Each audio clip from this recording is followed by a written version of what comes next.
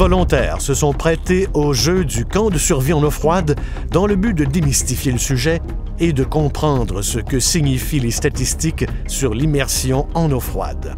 Dr. Gordon Giesbrecht, surnommé Professeur Popsicle, leur a fait connaître la dure réalité de ce qui se produit vraiment si l'on se trouve plongé en eau froide et sur ce qu'il faut faire pour survivre. Vous avez 1 minute pour prendre le contrôle de votre respiration.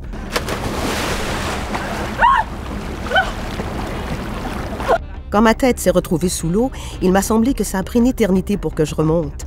Il y a l'effet de choc du froid. Je suis complètement sous l'eau et j'essaie de toutes mes forces de remonter. Mais ce qu'on ressent le plus, c'est le choc, cette envie de respirer. OK.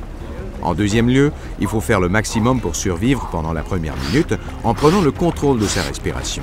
Une fois que vous aurez réussi, les choses iront mieux.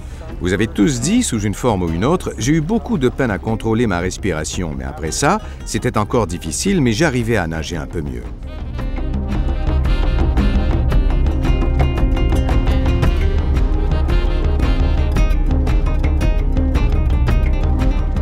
C'est pourquoi nous avons mis au point un système pour se souvenir des 3 phases et pour retenir ce graphique. Nous l'appelons la règle du 1-10-1. La première phase, évidemment, c'est de ne pas paniquer parce que vous avez 1 minute pour prendre le contrôle de votre respiration. Vous disposez ensuite de 10 minutes de motricité utile et d'1 heure avant que l'hypothermie vous fasse perdre conscience. Bon, ces chiffres sont pour de l'eau à 0 degré, donc si elle est à 5 degrés comme aujourd'hui, vous aurez un peu plus de temps. Mais ce qu'il faut retenir, c'est qu'on peut survivre longtemps en eau froide si on porte un gilet de sauvetage.